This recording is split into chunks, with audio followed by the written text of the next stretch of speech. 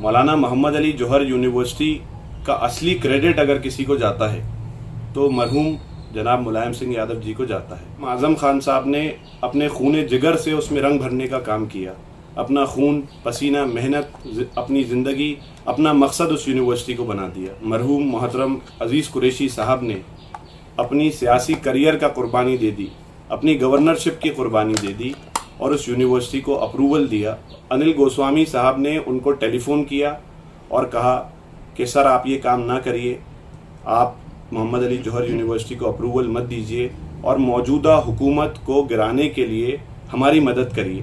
हम चाहते हैं कि आप ये जब हमारा काम करेंगे आपको हम आपका 2 साल का टर्म बचा है गवर्नर का, जब आपका ये टर्म ख़त्म हो जाएगा हम आपको दोबारा गवर्नर उत्तर प्रदेश का बना देंगे और आने वाले वक्त में ये लोग आपको वाइस प्रेसिडेंट और प्रेसिडेंट का पद जो है वो ऑफर कर रहे हैं। मैं उस कमरे में बैठा था जब अनिल गोस्वामी साहब का फ़ोन आया अजीज़ कुरैशी साहब के साथ। मैं चश्मदीद गवाह हूँ। उन्होंने जवाब दिया और जवाब देते हुए उन्होंने कहा कि मैं एक बेहद सेकुलर इंसान हूँ, बहुत सेकुलर इंसान हूँ। वो इसलिए हूँ क्योंकि जिस कॉन्स्टिट्यूंसी से सन 72 में मैंने अपना पहला चुनाव लड़ा था, सीहोर से, मध्य प्रदेश में एक कॉन्स्टिट्यूंसी है, वहाँ की मुस्लिम आबादी जो है वो आज भी 8-10% है, तकरीबन 10-12% होगी आज भी, उस वक्त और कम होगी। तो ये मैंने वहाँ से अपना चुनाव लड़ा है और अपनी ज़िंदगी में जितने काम मैंने मुसलमानों के किए हैं उससे कई ज़्यादा काम मैंने हिंदू भाइयों के किए हैं और मेरे ज़्यादातर दोस्त भी हिंदू हैं। लेकिन मैं एक मुसलमान भी हूँ जिस पे मुझे बड़ा फ़ख्र महसूस होता है। एक हिंदुस्तानी मुसलमान हूँ और उस हिंदुस्तानी मुसलमान होने की हैसियत से आपने जब मुझसे ये बात कही कि मैं अपना गवर्नर आप मुझे दोबारा बना देंगे, इस यूनिवर्सिटी के बिल को अप्रूवल मत दो, तो आपने मेरे ईमान को जगा दिया। मैं एक गुनहगार मुसलमान हूँ क्योंकि मैं बहुत पाबंदी से नमाज रोज़ा नहीं करता, लेकिन ये रमज़ानों का मुबारक महीना चल रहा है और परसों अलविदा जुमे का दिन है। मैं अलविदा जुमे का रोज़ा रख के जुमे की नमाज पढ़कर मोहम्मद अली जौहर यूनिवर्सिटी के फाइल को अप्रूवल देने जा रहा हूँ। तुम अपने आकाओं से कह दो कि मुझे उससे पहले निकाल सकते हो तो निकालने का काम कर दो। Hi everyone, this is Arabic, a unique restaurant blending the rich flavors of Arabic, Turkish and Mughlai cuisines. And yes, we are going viral for our kunafas. Soft, creamy, crispy and the best you'll find in Delhi. But that's not all. We also offer premium wedding catering, bringing royal Middle Eastern hospitality to your big day. From grand buffets to live kunafa stations, we create luxurious, unforgettable experiences that your guest will rave about.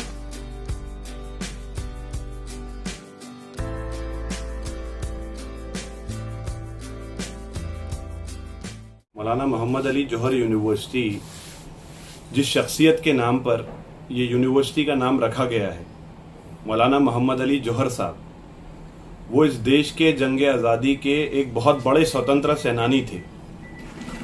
उन्होंने खिलाफत आंदोलन की शुरुआत की थी और उनके साथ उनके भाई शौकत अली साहब और उनकी वालदा बी अम्मा भी मौजूद थी और उस खिलाफत को मोहम्मद अली जौहर साहब और गांधी जी लीड कर रहे थे। ये वो वक्त था जब इस मुल्क की जंग आज़ादी की लड़ाई कमज़ोर हो रही थी।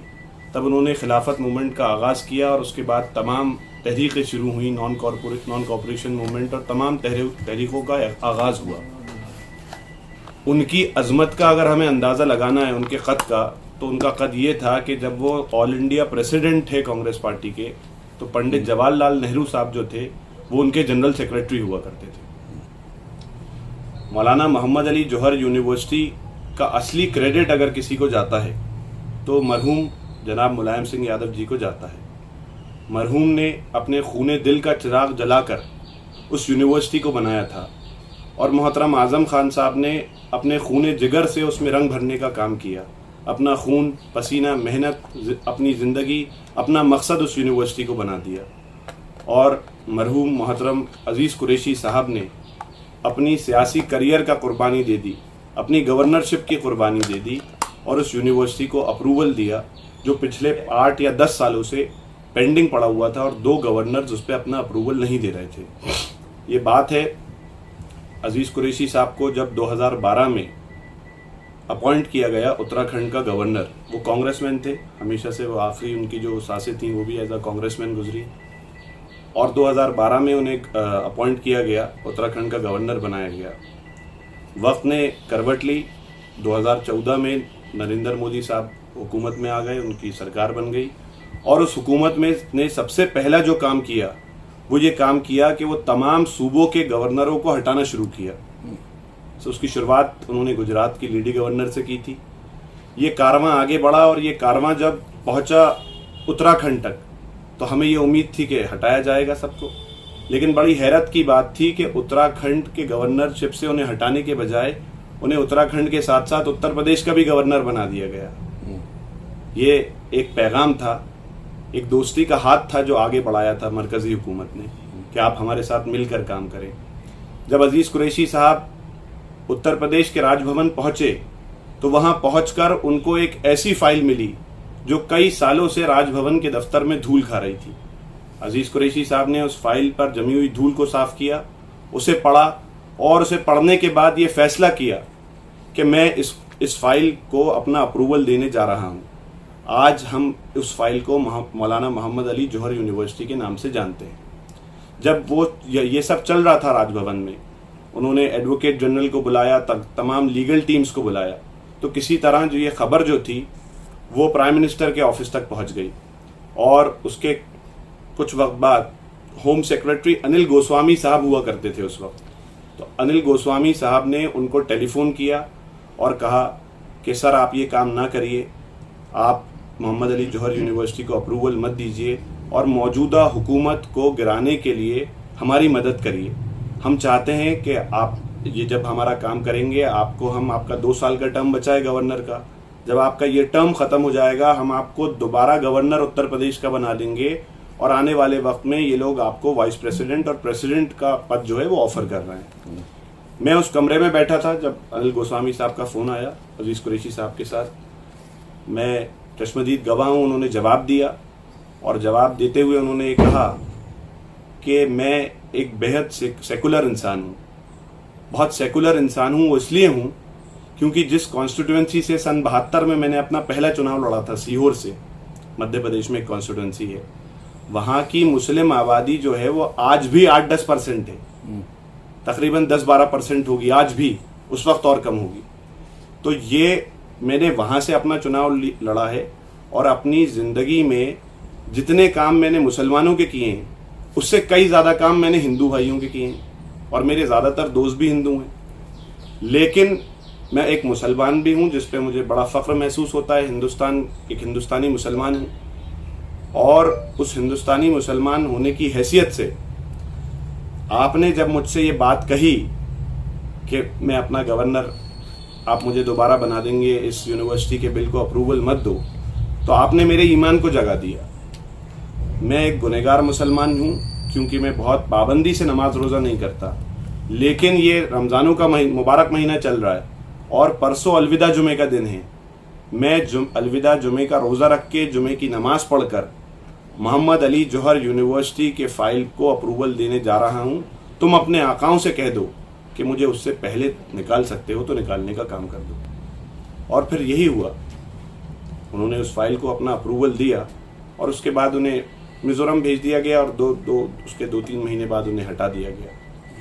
तो ये आज मौजूदा सरकार ये बात करती है या एक फरमान जारी करती है कि 40 में से 38 इमारतों को अगर वो ज़मींदोज़ करने की बात करती है, तो मैं ये सवाल पूछना चाहता हूँ कि जिसने ये फरमान जारी किया या डीएम रामपुर जो हैं, क्या उनके आवास का नक्शा पास है, या मुख्यमंत्री उत्तर प्रदेश के जो आवास है उसका नक्शा पास है?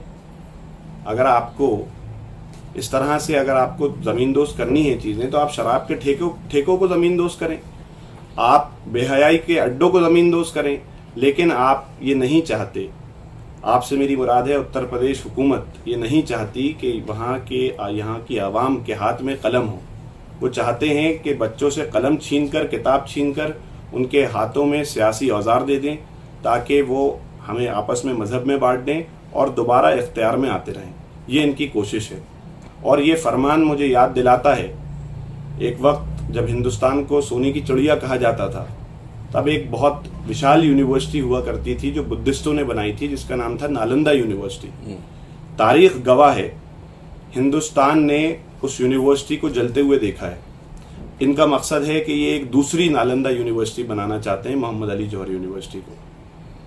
लेकिन मैं इन लोगों से ये अपील करता हूं और ये कहता हूं कि आप सनातनी कहते हैं अपने आप को, आप अपने आप को सनातनी कहते हैं, और आप माँ सरस्वती जो हैं, हिंदू धर्म में माँ सरस्वती जो हैं वो ज्ञान की देवी हैं। तो आप अपने धर्म का पालन करें। आप यूनिवर्सिटी को बुलडोज कर रहे हैं तो आप एक ज्ञान के मंदिर को तोड़ लाएं। और जो लोग ऐसे फरमान जारी कर रहे हैं कि वो मोहम्मद अली जौहर यूनिवर्सिटी को ज़मींदोज़ कर देंगे, वो मोहम्मद अली जौहर साहब के पैरों के धूल के बराबर भी नहीं है। उनकी हैसियत, मोहम्मद अली जौहर साहब की जो शख्सियत थी, वो उनके पैरों के धूल के बराबर भी नहीं है, चाहे वो डीएम हो, सीएम हो, कोई भी हो। और मैं और समाजवादी पार्टी वहाँ उस यूनिवर्सिटी को, उस इमारत को कोई ईंट और पत्थर की इमारत नहीं समझती। ये हमारा सियासी मसला है, तालीमी मसला है, और आने वाले वक्त में ये हिंदुस्तान के नौजवानों का मुस्तकबिल का सवाल है। हम चाहते हैं, हमारी लड़ाई बहुत साफ है इसमें। इनकी लड़ाई है, ये चाहते हैं लड़ाई और पढ़ाई की लड़ाई है। बीजेपी के लोग लड़ाई की तरफ हैं और हम लोग पढ़ाई की तरफ हैं। तो हमने पढ़ाई का साथ दिया है और हमें पूरा यकीन है कि हम इस लड़ाई में जीतेंगे। हमें कानूनी लड़ाई लड़ेंगे, हमें न्यायालयों पे भरोसा है पूरी तरह से। बहुत ही संवैधानिक तौर से अपना एहतजाज दर्ज करेंगे, और अगर ज़रूरत पड़ी तो इस चीज़ के लिए मेरे बड़ों ने कुर्बानी दी है, मैं हर तरह की कुर्बानी देने के लिए तैयार हूँ। एक तो उस यूनिवर्सिटी का नाम मुस्लिम, उसे बनाने वाले का नाम मुस्लिम, उसे जिसने फाइल को साइन किया, जिसने फाइल पास किया, वो मुस्लिम। तो आपको क्या लगता है, मुसलमानों से नफरत की एक वजह ही इस यूनिवर्सिटी को डिमोलिश करने की तैयारी है, या वाकई में लगता है मुलायम सिंह भी वो जी मुल्ला मुलायम कहलाते, वो बेचारे उनको भी लोग जो उनके विरोधी हैं वो भी बेचारे को वही कहते थे। तो क्या एक नफरत है इसमें, आपको लगता है नफरत कहीं दिख रही है, या एक उनको लगता है कि नहीं लीगल है इसलिए नफरत नजर आती है आपको? देखिए, जो लोग, मैं आपसे कह रहा हूँ ना, मौलाना मोहम्मद अली जौहर साहब इतनी अजीम शख्सियत थे कि आप अजय सिंह भिस साहब हों या कोई भी उन जैसे 36 हों, 25 हों, उनकी हैसियत ये नहीं है कि वो मौलाना मोहम्मद अली जौहर साहब की पैरों के धूल के बराबर भी हों। और बात रही मौलाना मोहम्मद अली जौहर यूनिवर्सिटी की, तो इसकी बुनियाद तो नेताजी ने रखी है, मरहूम मुलायम सिंह यादव जी ने रखी है। आपको इस बात से कैसे, नाम से कैसे तकलीफ हो सकती है? बहुत से लोग कहते हैं जिनका हिंदू मुस्लिम से कोई लेना देना नहीं है, वो अच्छे लोग हैं, ठीक ठाक लोग हैं, कोई नफरत की बात नहीं करते। उनका कहना ये है, वो हुकूमत से कहती है कि भाई तुम चाहो तो भले इसका नाम चेंज कर दो, तुम चाहो तो ये कह दो कि यूनिवर्सिटी आजम खान ने नहीं बनाई, हमने ही बनाई, तुम चाहो तो पूरी यूनिवर्सिटी पे कब्जा कर लो, अपना सब कुछ कर लो, लेकिन प्लीज़ यूनिवर्सिटी को डिमोलिश मत करो। इससे बच्चे तालीम हासिल करते हैं, इसका नुकसान नहीं होने दो। इस पर आप क्या कहेंगे? देखिए, ना तो इसका नाम चेंज होना चाहिए, इतने अजीम रहनुमा थे, स्वतंत्र सेनानी थे, ना उसका नाम चेंज होना चाहिए। जो ट्रस्ट इसे चला रहा है, मोहतरम आज़म खान साहब ने इसे बनाया है, ये बात तारीख है। ये ट्रस्ट भी उन्हीं के पास रहना चाहिए, वही इस यूनिवर्सिटी को चला सकते हैं, क्योंकि जिस आदमी ने अपना खून पसीना उस यूनिवर्सिटी में लगा दिया, अपनी ज़िंदगी लगा दी, उससे बेहतर इसे हुकूमत नहीं चला सकती। और अगर हुकूमत खुद तो बना के दिखाए ऐसी यूनिवर्सिटी, आज कितने साल हो गए उत्तर प्रदेश सरकार में बीजेपी को आए हुए, कोई एक ऐसी यूनिवर्सिटी बनाई है इन्होंने? अगर बनाना है तो बना के दिखाओ ना। नाम बदलने का तो सवाल ही नहीं है, और ना ही ये कोई और चला ले या ये ऐसा कर ले, ऐसा कुछ नहीं है। सर, बहुत से लोग ये कहते हैं कि आज़म खान साहब ने बहुत काम किया, लेकिन कुछ अंदाज उनका लोगों को पसंद नहीं आता था। अफसरों से बात करने का तरीका, बहुत सारे मुसलमानों से बात करने का तरीका उनका लोग पसंद नहीं करते थे। ये फैक्ट है, सब जानते हैं। काम उन्होंने कम नहीं किए, बहुत काम किए। तो क्या आपको लगता है कि कुछ अफसर ऐसे हैं, कुछ लोग ऐसे हैं जो पर्सनल इनमिटी भी निकाल रहे हैं इनसे जो पर्सनल कोई खुन्नस है उनकी, वो भी इसी बहाने निकाल रहे हैं? साहब, मुझे एक शेर याद आ गया कि कातिल भी तुम, मुखबिर भी तुम और मुनसिफ भी तुम, अकरबा मेरे करें कत्ल का दावा किस पर। जिन लोगों को आज़म खान साहब से प्रॉब्लम है या दिक्कत है वो मुझे बताएं कि उनके जो जिनको वो फॉलो करते हैं किसी एक ने भी उस यूनिवर्सिटी का एक मॉडल भी बनाया है? यूनिवर्सिटी तो छोड़िए आप, ये यूनिवर्सिटी तारीख है। ये यूनिवर्सिटी आने वाले वक्त में हिंदुस्तान, ना जाने उस यूनिवर्सिटी में कितने, आप आज कहते हो कि साहब मोदी साहब जो हैं वो चाय बेच के प्रधानमंत्री बन गए। मेरा ये मानना है कि उस यूनिवर्सिटी के अंदर न जाने कितने प्रधानमंत्री होंगे, कितने मुख्यमंत्री होंगे, कितने आईएएस अफसर होंगे, कितने साइंटिस्ट होंगे, कितने न जाने अलग अलग ऐसे लोग होंगे जो आने वाले वक्त में इस मुल्क की तरक्की का बायस बनेंगे, अपने मुल्क का नाम रोशन करेंगे। आपको क्या दिक्कत है यूनिवर्सिटी से? आपको क्या दिक्कत है आजम खान साहब से?